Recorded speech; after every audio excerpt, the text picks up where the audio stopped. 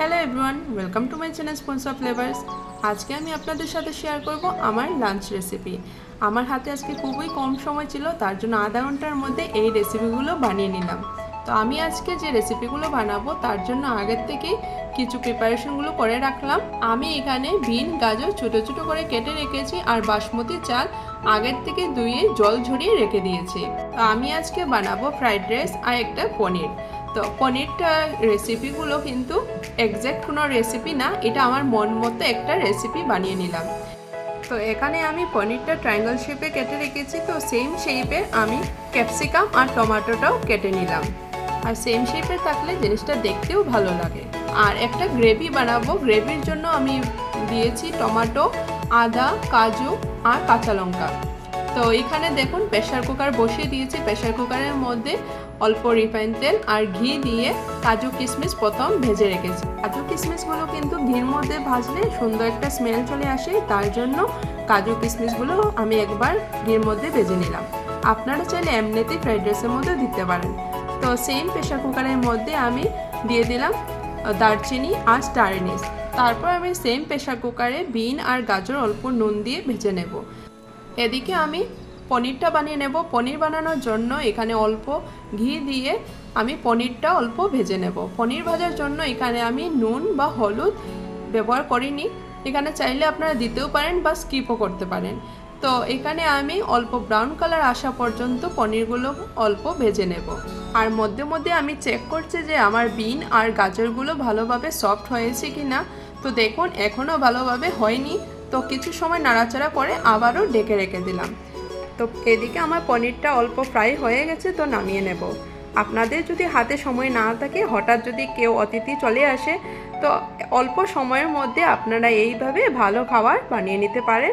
একদিকে fried rice করেন, একদিকে পনির করেন, আধা ঘন্টার মধ্যে আপনাদের লাঞ্চটা রেডি হয়ে যাবে। অনেক সময় আমি পনির বা চিকেন এইভাবে বানিয়ে থাকি। আমার ঘরে যা যা থাকে তা দিয়ে এই পনিরের গ্রেভি বা চিকেনের গ্রেভিগুলো বানিয়ে থাকি। এক্স্যাক্ট কোনো রেসিপি আমি ফলো করি না। তো এদিকে আমার পনিরটা ভাজা হয়ে গেছে, তো নামিয়ে নিলাম।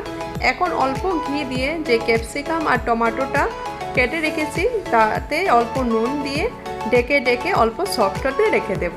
এদিকে আমার বিন আর গাজর ভালোভাবে ভাজা হয়ে গেছে। তো এখন কি করব, আমি যে বাসমতি চাল আছে সেটা অ্যাড করব। আর এদিকে যে ক্যাপসিকাম আর টমেটোটা অল্প সফট হতে দিয়েছি সেইটাও অল্প দেখে নেব। এখানে বাসমতি চালটা গাজর আর বিনের সঙ্গে কিছু সময় ফ্রাই করে নেব, 1-2 মিনিটের মতো। তত সময় আমি এইদিকে দেখে নেই। এখানে দেখেন আমার ক্যাপসিকাম আর টমেটোটা সফট হয়ে এসেছে, তো নামিয়ে নেব।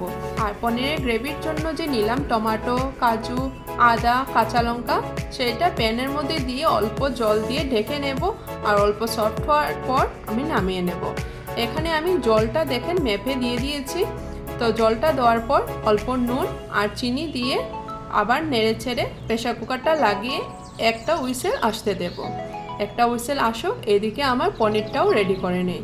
এখানে যে আমি টমেটোটা সফট হতে দিয়েছি সেটাও আমার সফট হয়ে গেছে, তো নামিয়ে নিয়ে অল্প সময় ঠান্ডা হতে রেখে দেব। তো ঠান্ডা হওয়ার পর আমি এটাকে পেস্ট করে নেব। এখানে আমি প্যান বসিয়ে দিয়ে দেব সরষের তেল আর গোটা জিরে আর দিয়ে দেবো দারচিনি।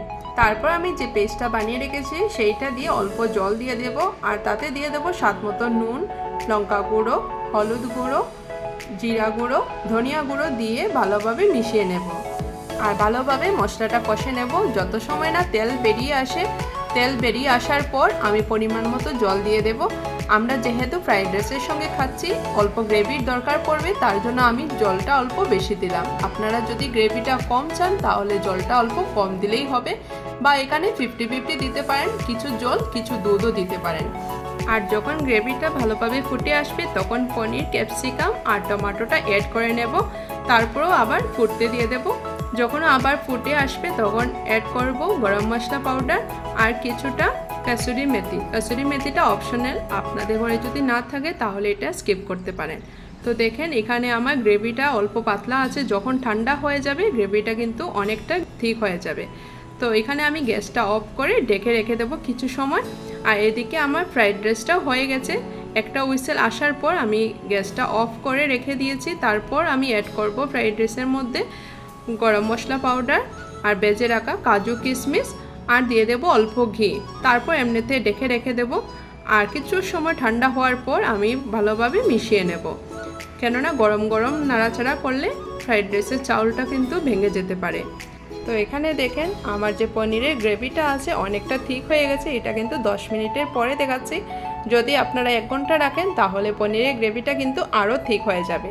তো আমার এই লাঞ্চের ঝটপট থালিটা আপনাদের কীরকম লাগলো কমেন্ট করে নিশ্চয়ই জানাবেন।